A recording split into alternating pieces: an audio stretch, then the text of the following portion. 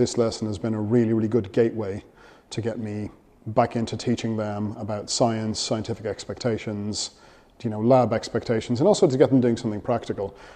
So if you want to run it out of the box, the planning is very, very minimal.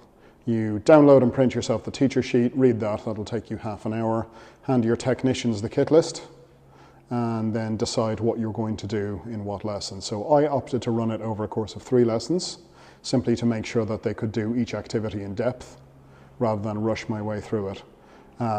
The PowerPoint slideshow is fit for purpose. It has most of the guidance they need in it, and the worksheet does a very, very good job then of guiding them through the specifics of the activities. And that frees up the teacher to be more present in the classroom rather than reading slides while the children are planning and running practical activities. The videos, I think, what really, really came through for me, the videos are really, really clutch. Because Carlotta is very, very obviously kind of ethnically diverse, and that really tracks very, very well with our students. She is, apparently of their age, and again, that tracks really, really well with them. So, at the end of that first session, having played the video earlier in the session, I had kids asking me if she ever got out of the forest. Like, they really, really became interested in that story, and that's really significant.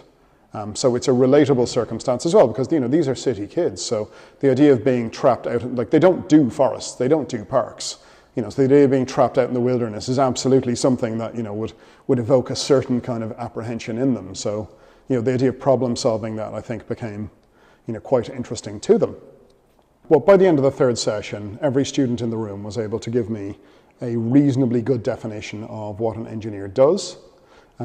They were able to put the steps of the engineering process into around about the right order. So they had a real good understanding of what's involved in it. Their vocabulary was quite good. They used the word engineer as a verb as well, which I was quite proud of. And so yeah, every single one of them kind of latched onto this idea of problem solving. Some of them did or didn't get the science part, but definitely it was all about, we need to solve problems. This is what engineers do. And I think that was very, very positive. And so I really, really like this course, and I think this product, because it ties in, it synoptically links excellently with what we deliver on our Year 8 curriculum, and we will be integrating it properly into our learning next year and teaching lessons with a view to equipping students with the knowledge they need to actually approach this properly next year. And we have the time. There's no, we don't have a massive onus to push them through a GCSE, so why not spend a week doing this? It's a really, really good activity. Almost everything on that kit list is stuff that the average school prep room will have lying around, usually in a dusty box in a corner, from a previous scheme of learning from about 10 years ago. And so it's just a question of putting it together. And the only thing I think is the plastic bottles, where just a bit of notice so the technicians can gather enough plastic bottles to do this would be useful. But other than that, actually minimal. Like, it really doesn't require very much at all. So in terms of impact, the class were not terribly experienced in practicals due to a range of contextual factors this year.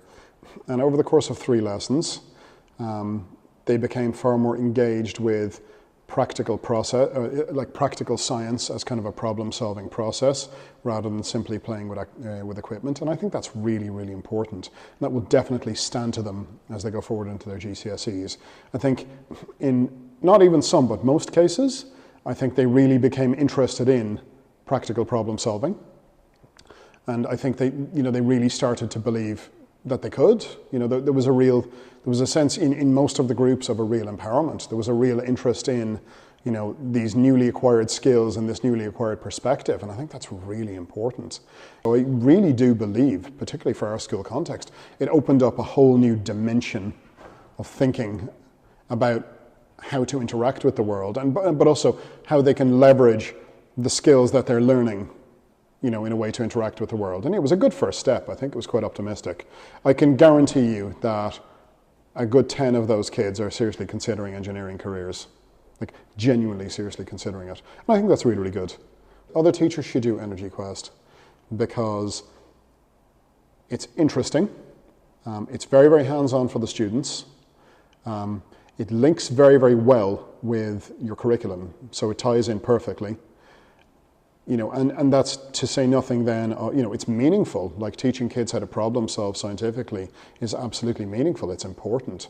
And then to say nothing of their, giving them ideas for careers, in careers that ordinarily wouldn't necessarily be considered by certainly children in this context.